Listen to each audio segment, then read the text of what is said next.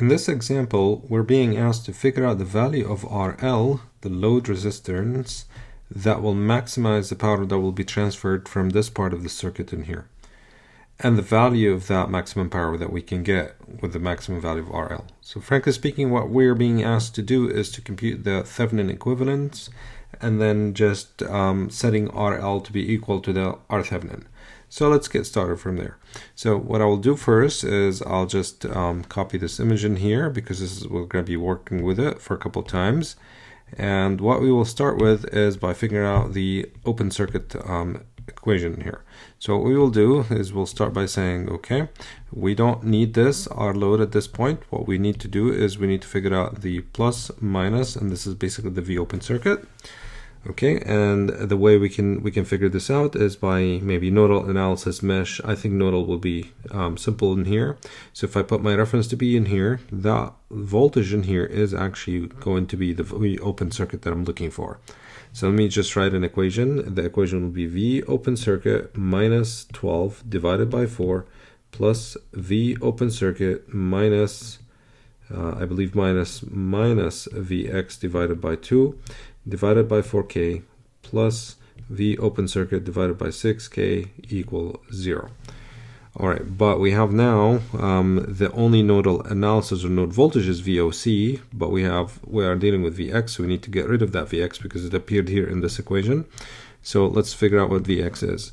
Well, according to the graph, Vx is simply 12 minus VOC. So all we have to do is just take these in here and just substitute it, and we'll end up with one equation and one unknown, and that unknown is the open circuit voltage that I'm looking for, plus VOC minus, which is plus half, and that will be 12 minus VOC divided by 4 plus VOC divided by 6 equals 0. So if you solve this one equation, one unknown, you'll figure out what the VOC or the V open circuit, which is the same as the V Thevenin. And that exact value for the V open circuit will be V open circuit, which is the same as the V Thevenin, and that value is 2.7, I think 77 or 769. Okay, let's do it 77. Okay, volts. Okay, so figure out the V Thevenin. Now we need to figure out the R Thevenin. So now we take a look at this this circuit in here. Well, it has a dependent source, so we can't use the first method of deactivating all the sources and figuring out the R equivalent. So the only two options is either connect the test source or just figure out the I short circuit. I'll take the approach of taking a look at the I short circuit. So I'll copy this one here one more time. And now what we will do is we'll remove this RL in here because we don't need it. What we really need instead is a short circuit wire in here. Okay, and what we're looking for is this I short circuit in here, because if I figure out the I short circuit, I have the V open circuit. All I have to do is just divide them by each other. So there are multiple ways to do this. Again, what I will do, and I think it's the simplest, is to use nodal analysis. And in here, frankly speaking, there's only one essential node, and that's this here, which is the same as this, which is the same as this, which is the same as this. So as it turns out, and I'm just going to highlight it for you here, this is also the same as the reference.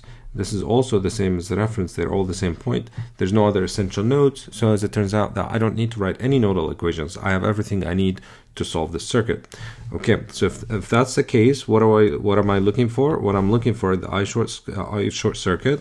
Well, first, this tells me that because there's a wire across this particular resistor, so this resistor is actually just shorted. There's no current, there's no voltage across it. The voltage is 0, so I can technically just take it out of the circuit. This is not the case for here because I have this particular voltage source in here. So what's happening in here is I have some sort of a current coming in here. I'm just going to call it maybe I1, and this one here, there's an I2. So in order for me to figure out what the I short circuit, I have to focus on maybe this node in here, and I'll write KCL equation. So what the KCL equation tells me is I1 equals simply I2 plus I short circuit that I'm looking for. Okay, so we need to figure out, well, what we're looking for is I short circuit, which is just simply I1 minus I2. So I need to know what the I1 value is and what I2 is. So let's take a look at what I1 is. Well, I1 is the current going through a resistance in here, and frankly speaking, I know the voltage here and I know the voltage in here, which is pretty much, let me just write it in here. So I know that the value here and compared to the reference in here is higher by 12 volts. So this one here is 12 volts higher than the reference, but this is the reference as well, so that's 0.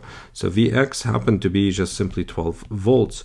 So if I know the voltage and I know the value of the resistance, all I have to do in order for me to figure out what I1 is just apply Ohm's law. So Ohm's law tells me that it's simply 12 divided by 4, and that's the value of the current, the I1, which is exactly 3 milliamps.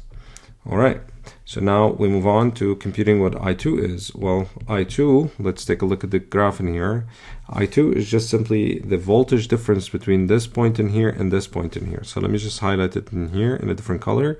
So let me just call this here maybe V2. Okay, so what's the value at this point here next to the positive? It's actually 0. What about the value in here? Well, I know it because based on a voltage source, it is actually negative Vx. So as it turns out that the I2 can be simply computed as the following. It is 0, because this is the voltage in here, minus whatever the voltage in here, minus, and the voltage in here is just simply minus Vx divided by 2 divided by 4K. Okay, but do I know Vx? Yes, we know Vx. Vx happened to be 12 in this particular case. So all I have to do is just substitute, and I'll get 12 divided by 2 divided by 4. And that's simply 6 divided by 4. And that is just 1.5 milliamps. Okay, so now we know that I1 and I2. We can compute the I short circuit. So I short circuit is simply 3 minus 1.5, which is just simply 1.5 milliamp. All right, so I know my I short circuit, which is the same as I Norton, by the way. So I can just write this as I Norton. But anyway, the way I can compute the R Thevenin is just simply V Thevenin or V open circuit. Okay, let me just write it. The rule is V open circuit divided by I short circuit. Okay, well, figure out the V open circuit is 2.77. Okay, 2.77, and we know that this is 1.5. And since this is a milliamp, so the result will be in kilo ohm. And that is 1.846 kilo ohms. All right, so that's the value of R Thevenin. So if you set RL as the load to be 1.846 kilo ohms, you'll get the maximum power. So let me just remind you, this particular problem asked me what's the value of RL that maximizes the power. We found out what V Thevenin is. We found out what RL. Let me just throw that. So you can just tell me, well, we found out the V Thevenin in here plus minus. That V Thevenin happened to be 2.77 volts. That's basically V Thevenin. And you also told me we found out what R Thevenin is, and that happened to be 1.846 kilo ohms. Or I told you that, you didn't tell me this. And then in here, what we have is the following. We decided that this is an RL. So if I figure out that the RL happened to be exactly 1.846 kilo ohms, that will give me the maximum power. So what is the value of that maximum power? Well, it's either you use the rule that I showed you earlier. The PL max is just simply, I believe it was V Thevenin squared or R Thevenin squared divided by 4. I think it's V Thevenin squared divided by 4 R Thevenin. You don't have to remember this equation. I do not, because I can just simply compute I can figure out the voltage across the RL or the current going through it, and I just can compute the power.